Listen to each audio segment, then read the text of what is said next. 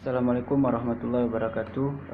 Saya Novanta, NIM 1911 1030 1052. Di sini saya akan menjawab soal ujian pertanyaan mata kuliah MSDPI.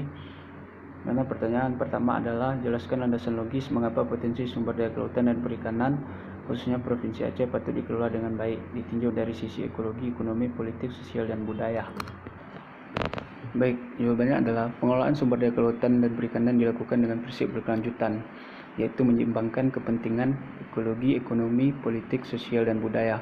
Nah, hal ini untuk mewujudkan ketahanan pangan dan ketangguhan negeri, khususnya di Aceh. Pengelolaan sumber daya perikanan harus bisa memberikan manfaat sebesar-besarnya untuk kemakmuran rakyat dengan tetap memperhatikan faktor keseimbangan lingkungan. Nah, dilihat dari sisi ekonomi, aspek ekonomi adalah bagaimana sumber daya perikanan di Aceh itu bisa menunjang ekonomi serta aspek sosial yang ada di masyarakat Aceh itu sendiri. Kemudian dari aspek ekologinya adalah bagaimana menjaga sumber daya ikan itu untuk berkelanjutan produktivitasnya.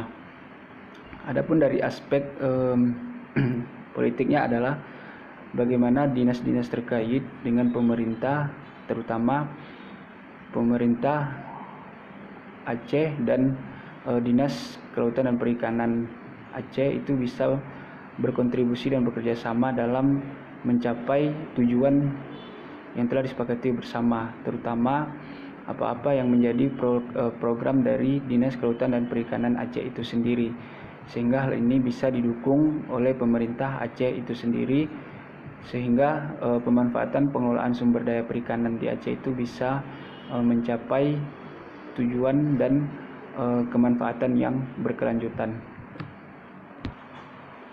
Baik, pertanyaan kedua adalah faktor penentuan pengumpulan teknik data sehingga data itu akurat dan objektif. Ada 4 cara, yaitu faktor yang pertama itu adalah kuesioner. Artinya di sini adalah teknik pengumpulan data dengan cara mengajukan pertanyaan yang dilakukan oleh seorang kuesioner untuk diberikan kepada responden, dan itu secara tertulis kalau di perikanan terutama kepada para nelayan. Kemudian yang kedua adalah studi pustaka. Nah, studi pustaka ini adalah teknik pengumpulan data yang juga banyak dilakukan, data yang relevan dari buku atau artikel ilmiah, berita maupun sumber kredibel lainnya dengan topik penelitian tentang perikanan, jurnal-jurnal kelautan dan perikanan. Selanjutnya adalah faktor wawancara. Nah, faktor wawancara ini adalah dengan cara memberikan responden informasi pertanyaan dan akan memperoleh informasi yang dibuka untuk penelitian. Wawancara itu untuk menggali informasi atau persepsi subjektif dari perikanan atau dunia perikanan atau kelautan sesuai dengan pertanyaan si menerima data. Selanjutnya adalah faktor observasi. Faktor observasi ini adalah pengamatan langsung ke lapangan.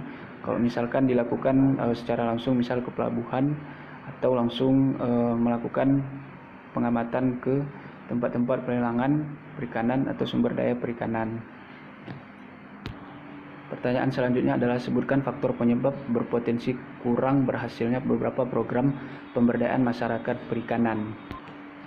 Nah, jawabannya adalah terkadang program pemberdayaan masyarakat tidak berhasil dan kurang bermanfaat bagi masyarakat itu sendiri, terutama masyarakat pesisir atau masyarakat perikanan atau masyarakat nelayan. Ada beberapa faktor karena kurangnya keterlibatan masyarakat tersebut. Mereka kurang bertanggung jawab terhadap program yang diberikan pemerintah dan kurang peduli terhadap keberhasilannya, sehingga program pemberdayaan sumber daya perikanan yang diberikan pemerintah tersebut menjadi sia-sia. Hal ini karena tidak ada tanggung jawab dan kerjasama antara pemerintah dengan masyarakat itu sendiri. Solusi dari poin nomor 3 itu adalah yang dapat saya berikan adalah dengan merangkul dan bekerja sama antara pemerintah dan masyarakat pesisir atau masyarakat nelayan. Nah, pemerintah di sini khususnya Dinas Kelautan dan Perikanan misalkan itu langsung turun tangan ke pada para nelayan atau masyarakat pesisir dan memberikan sentuhan langsung serta memberikan arahan-arahan, pelatihan-pelatihan terhadap para pelaku perikanan ini, sehingga mereka itu memiliki tanggung jawab dan mendapatkan sentuhan langsung dari pemerintah itu sendiri, sehingga kesadaran mereka terhadap keberlangsungan sumber daya perikanan khususnya di bagian pesisir itu akan bertumbuh kembang. Nah, peran pemuda dalam melakukan ambil andil dalam pengelolaan sumber daya perikanan.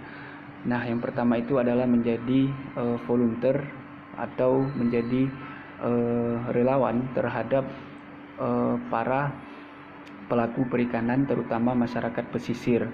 Artinya pemuda ini langsung turun tangan untuk memberikan solusi-solusi, untuk memberikan sosialisasi terhadap masyarakat pesisir, sehingga mereka dapat pencerahan